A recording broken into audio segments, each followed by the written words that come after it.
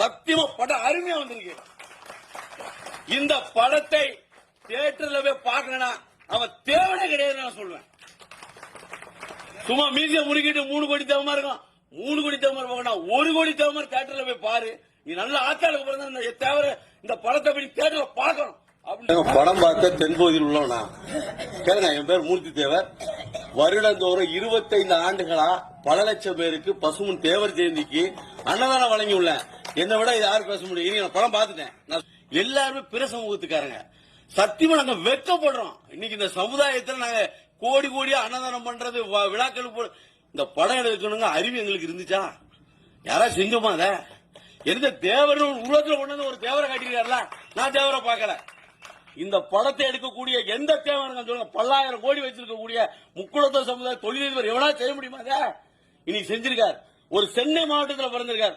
தென்பகுதியில் வேற சமுதாயத்தை சென்னை மாநிலத்தில் பிறந்த ஒரு ப்ரொடியூசர் இன்னைக்கு இவ்வளவு பெரிய விஷயம் பண்ணிருக்கார். அண்ணன் அரவிந்த்ராஜ் அண்ணன் அவரெல்லாம் அப்போ உள்ள ஒரு பெரிய டைரக்டர். நீங்க கொடுக்கக்கூடிய அந்த ஐயாவுடைய வரலாறு மிக சிறப்பாக சத்தியமா படம் அருமையா வந்திருக்கு.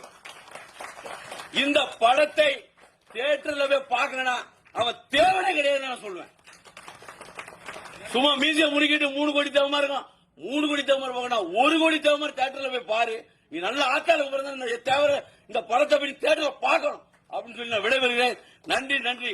தென்பகுதியிலே குறிப்பாக தென்பகுதியிலே இந்த படம் மாபெரும் வெற்றி அடையும்.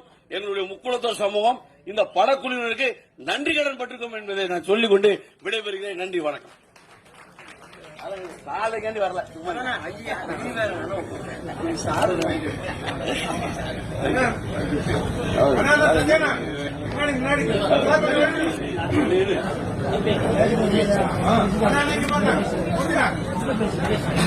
மேடையில உண்மையிலே சொல்றேன். நான் வெட்கப்பட்டு தலை குனிஞ்சு ஒரு விஷயத்தை உங்கள்கிட்ட பகிர்ந்துக்கிறேன். நானும் 1.5 ஆண்டுகளுக்கு முன்பு சொந்த தயாரிப்புல நான் இன்னைக்கு ஒரு சமூகத்தினுடைய தலைவராக சித்தரிக்கப்பட்டவன்.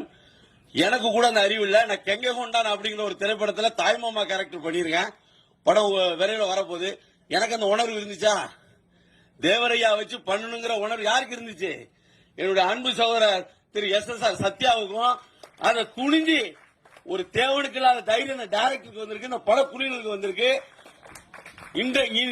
இந்த மேடையில சொல்றேன், பஷீர் பாய் இல்ல, இந்த பஷீர் தேவராக அழைக்கப்படுகிறார்.